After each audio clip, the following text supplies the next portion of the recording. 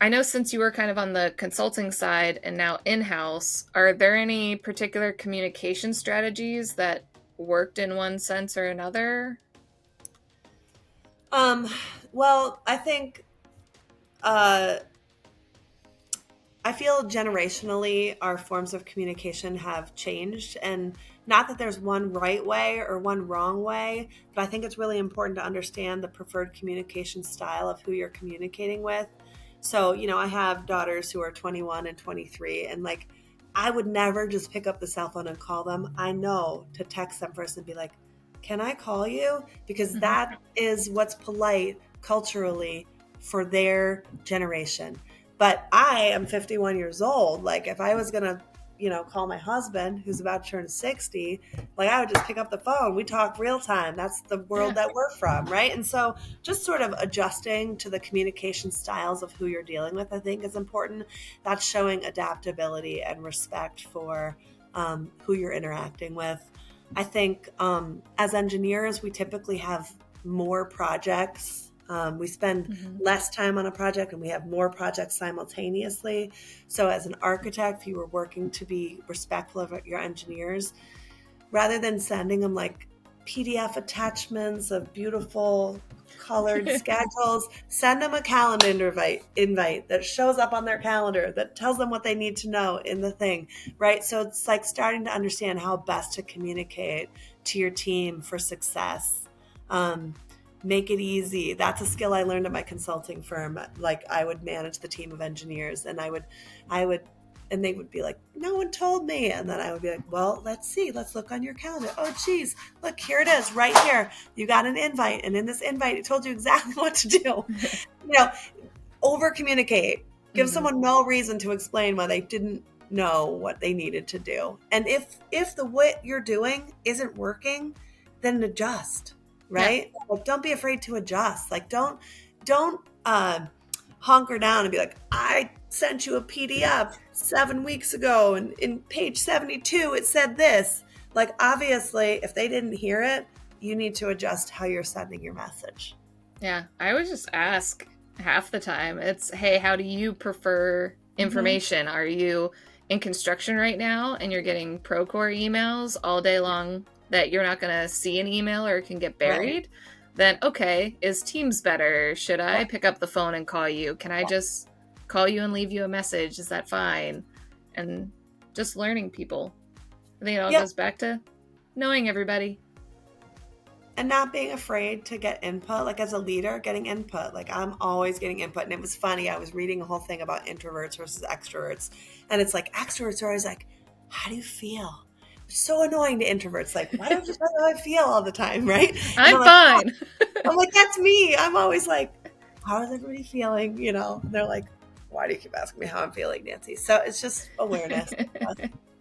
Yeah, it's like, I'm fine. I'm just getting my work done. I Yeah, just like leave me being quiet. alone. Um, Switching over to women in engineering side, do you have any advice for women pursuing a career in STEM? um I would just say, like, the the working world of HVAC engineers has evolved greatly in my 28 years. When I first joined ASHRAE, my professional society, like, you could count the women in the room probably on one hand at any meeting. And now I'm leading a whole group of women in ASHRAE in Chicago, and furthermore, chairing a national conference for women in ASHRAE. And so it's really exciting. There's more of them, and I realize at my stage of career, like, I want to be the leader I wish I had earlier in my career. So I would just say, as a woman in a technical field, in particular, a field where a lot of times you might be the only person in the room that looks like you. Um, Believe in yourself, have confidence, take a seat at the actual table. If you're involved in the meeting, don't defer and Mhm. sit in the second row. If you're leading the meeting, get a seat at that table. Um, I don't want to take away inherent qualities that I think are good about women sometimes. It's sort of like getting feedback and whatever. But at the same time, I think it's important to stick up for yourself and um, see other women as people with whom you can collaborate. Look for a mentor, a sponsor in your organization, uh, and just gotta make your voice heard, because your unique approach and consideration provides value to a team. You're a little different. We need different is good, because a design team does best with different inputs. Yeah. And even I've noticed a difference, and I'm just a decade into my career post college, and I've been on jobs where I am the only female, regardless, architect, engineer, contractor, and even seeing women in the trades, seeing women Yep. engineers that I'm working with. I'm like, oh, I'm working with a senior female mechanical engineer. I'm like, Yeah. this is fantastic. The last 8 jobs I was on, it was always just the old Yeah. white guy, and Yeah. that's who it is.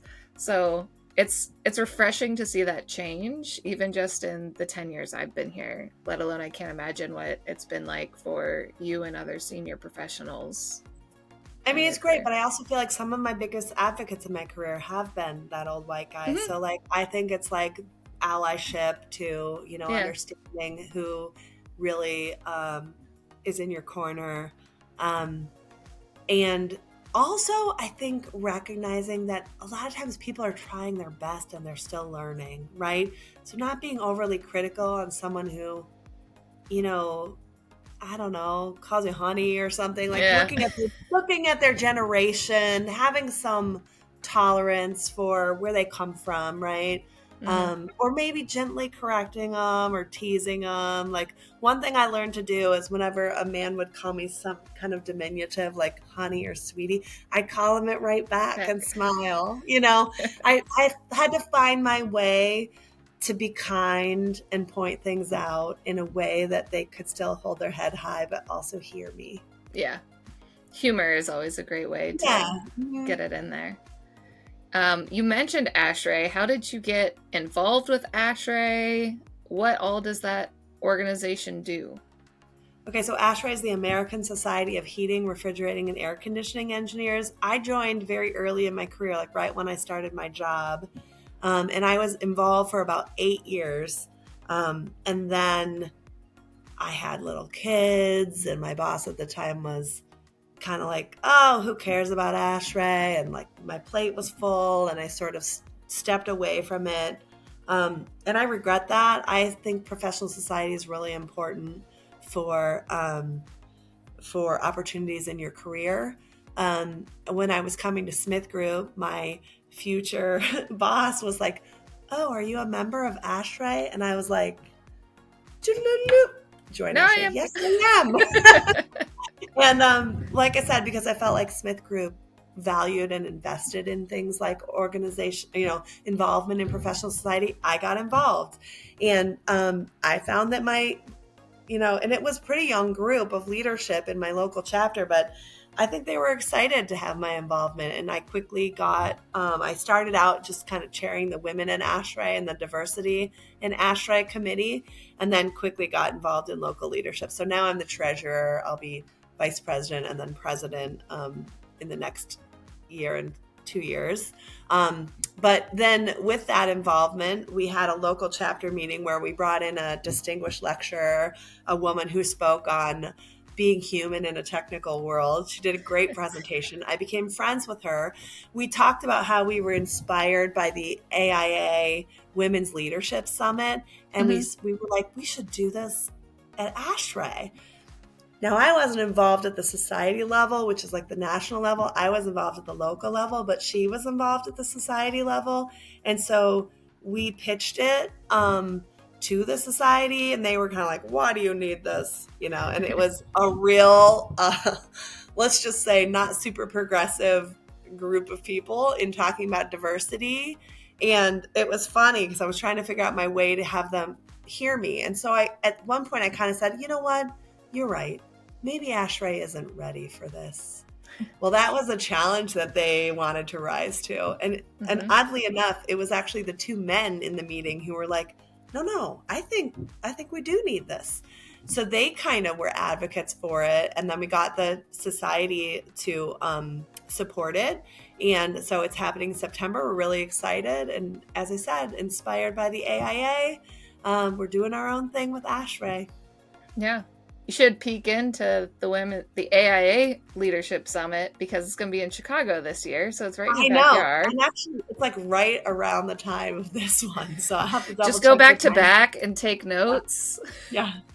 Because And theirs has evolved. I mean, they've come quite a So way. I've been much. kind of sort of watching the content. I hope for ASHRAE's to be similar. So, but first we have to have this one be a success. And ASHRAE has 55,000 members, of which about 6,000 are women. So in order to get 250 of those women, I mean, I need like 5% of the total national membership to show up. I mean, men are, of course, invited too. It's Women and Allies. It's anyone that's for women in our industry. So it'll be really interesting. Fingers crossed it goes well. It's been great to be planning it. Yeah, because I know the Women's Leadership Summit was biannually, and they just recently switched to annually. I was at the one in Boston this past year. Cool. It was over 1,000 people, and the last one I went to was, I think it was in 2017 when it was in DC, and it was still a bigger scale of a conference even in DC, but like Boston was just like, oh my goodness. But now the conversations is we need more men to be coming to these events to see them and have it in a different context. There was only a few, which I don't want to like not have space for women to enjoy their own conference. But again, like having those advocates to speak not for you, but speak of you when you're not in the room is always helpful. And so being able to see. That's like a big thing that I've been saying to people. Like, one, invest in yourself. If your firm won't pay for you to do something like that, it's valuable to you. But two, talk is cheap. We have a lot of talk about DEI. It's happening everywhere. But talk is cheap. What are you doing? How are you advocating? That's like a big sort of theme that I have lately. And I was super excited to get Smith Group to sponsor this conference because it just makes me proud to have their name up there and also to feel supported in my efforts. Check out the full discussion from this bite of advice here. If you enjoyed this video, don't forget to hit the subscribe button so you don't miss out on more mentorDINO content.